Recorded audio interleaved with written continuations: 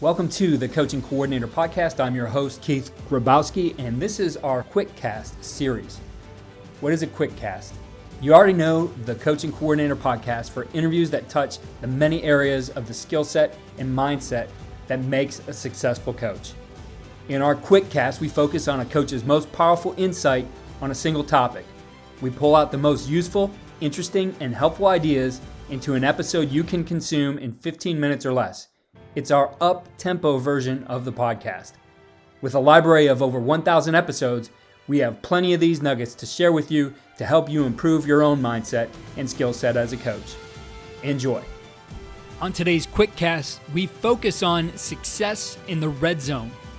And joining us to talk about his tips for success in the red zone is John Pennington, who enters his fourth year as the head football coach at West Virginia State. Pennington was named the head coach in the spring of 2017 and promptly proceeded to lead the program to its first winning season in a decade. In that season, the Yellow Jackets hit statistical milestones that were unheard of prior to his arrival. They earned a number one ranking in all of NCAA Division II in the red zone by scoring 47 times out of 48 attempts. Additionally, his team ranked first in the Mountain East Conference in completion percentage, third down conversions, and passing yards per game. They placed second in the Mountain East in total offense, first downs, and scoring per game.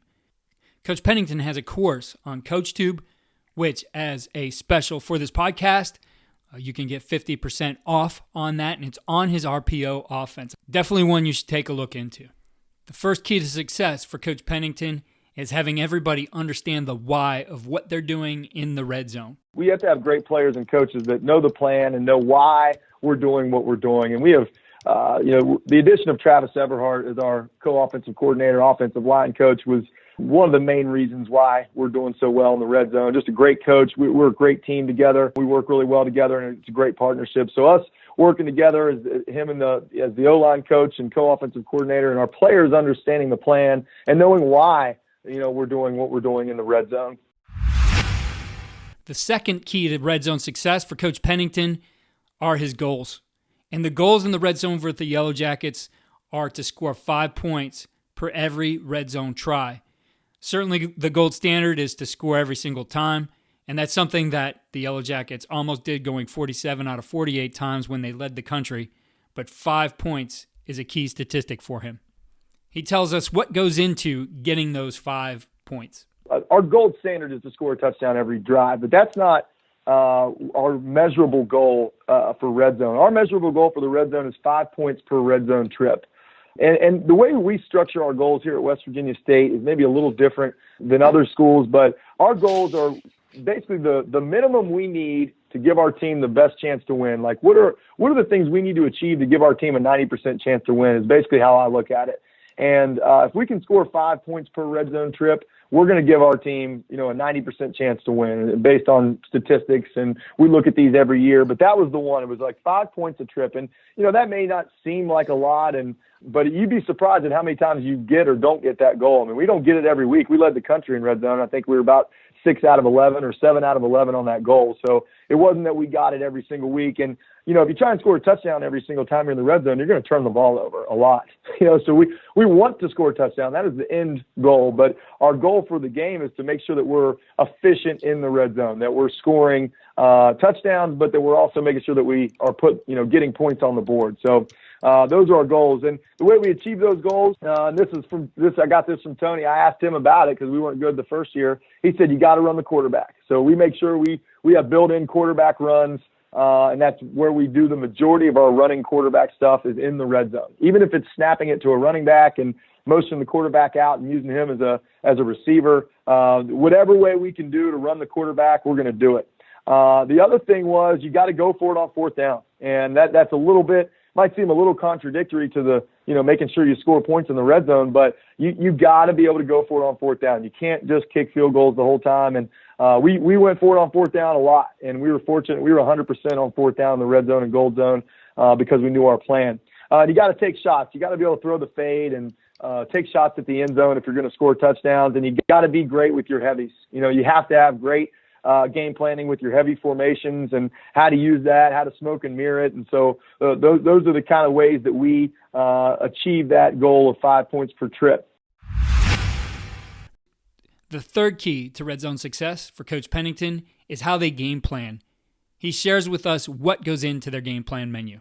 I don't know how other coaches do it, but we have 4 plays for red zones: 3rd and 2 to 3 yards, 3rd and 4 to 6 yards, 3rd and 7 to 10, and 3rd and 10 plus. We come up with that as an offensive staff, and we also have another set of 3rd down calls for gold zone. So we have a gold zone, 2 to 3 yards on 3rd down, a gold zone 4 to 6 yards on 3rd down, a gold zone 7 to 10 yards on 3rd down. We obviously have a short yardage goal line package as well, and that would be what we run on 3rd and 1 or 4th and 1.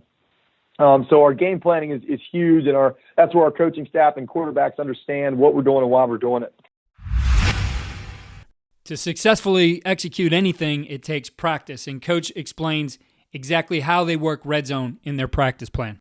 The fourth thing is our practice plan. On Wednesday, we do our introduction to red zone and short yardage goal line, so we make sure we get some stuff with pads on. And then on Thursday, we practice all of our 3rd down calls in the red zone and gold zone. We do it, in the actual red zone and gold zone against the defense, and we obviously do our short yardage goal line again.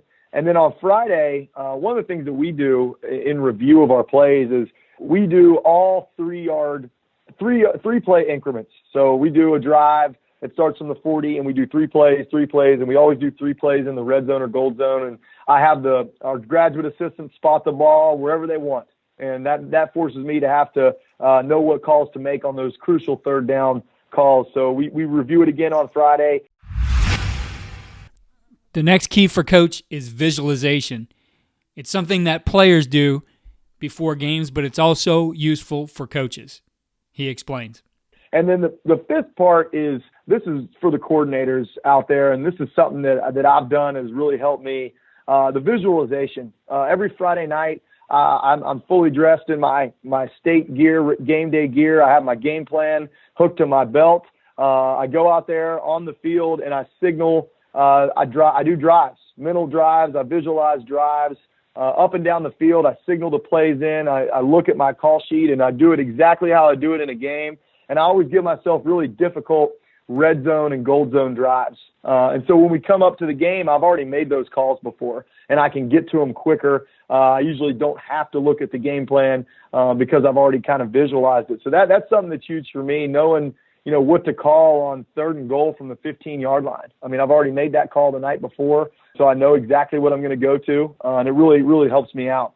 Yeah, like you said, that rehearsal is everything. It's just, when I was a younger coordinator, it's really hard to come up with knowing what play you're going to call in 1 to 3 seconds. And, if you've rehearsed and done it over and over, it just kind of comes, it's muscle memory, just like a player. It is. And that's kind of how I look at it. And, honestly, on Friday nights, sometimes I'll look down at that 3rd and 3 to 5 call sheet and I'll hate every call on there, even though in the meeting room, I loved it. And I'll go back in there that night and just be like, no, I'm not, I won't call that. I literally went out there and I wouldn't call it. I practiced it and my brain would go, no, we're not, that's not it. So that would happen. And then on Saturday morning, like you, I walk the field before walkthroughs and do the same thing in review. And one of the things we do here with the starting quarterback, every single game since I've been here, we do a visualization of the last drive of the game. I give him the scenarios. He tells me where he's going to go with the ball. And our quarterback calls 2-minute drills, so he'll call plays and in the drive, and I'll give him the scenario. Sometimes he asks me for a call if he doesn't have one, and I help him. And then we always do a really tough finish, to finish the game. I think that's why we've had a lot of success in comebacks and winning close games, because our quarterback's already been through that in the locker room right before that. And just those mental reps just mean the world to me, calling plays. The trick play thing is funny you said that, because I've always thought that when players know the trick play is coming, when they know it's coming, they can execute it. Like sometimes I'll say, we're running this second play of the game no matter what. Yeah. And they're going to have success with it because they know it's coming, and they're ready for it. And like you said, Like I knew this year we got on the plus 30 on this sideline because we had to sneak our second quarterback in. Exactly. And it couldn't be the first touchdown of the game. It had to be the second or third and had to be facing their scoreboard and all that kind of stuff. And then, everybody knows that. So they're kind of looking at you waiting for that call, and they see the second quarterback come in. They're like, okay, here we go. And they better can execute it. The final key to success in the red zone for Coach is being able to have a feel for what you need to do and to be able to go with your gut. Let's take a listen. And then the sixth one is you got to go with your gut. If you think on 4th and 1 you can get it, you got to go for it. If you think that this is the time to take the shot or run the trick play, then you got to go with it, and you just got to trust your gut. And sometimes you're going to be right, sometimes you're going to be wrong, but if you trust that gut feeling, you're gonna be consistent. And I think consistency is what makes you successful. And those are basically our 6 keys right there. The players and coaches knowing the plan, our goals, how we do our goals, the game plan, number 3, how we do our game plan, number 4, the practice plan, how we implement our plan, and then number 5, the visualization the night before of actually calling the plays on the field in my mind, and then number 6 is just going with your gut. Thanks again for listening to the Coaching Coordinator Podcast. Be sure to check out our new home for the podcast at coachandcoordinator.com. You'll see a blog there about our digital magazine, which is coming out, a little preview of what that's going to be. You're going to want to check that out. It is a free digital magazine with features for offense, defense, and special teams. And unlike any other coaches magazine out there, we hit every position every month.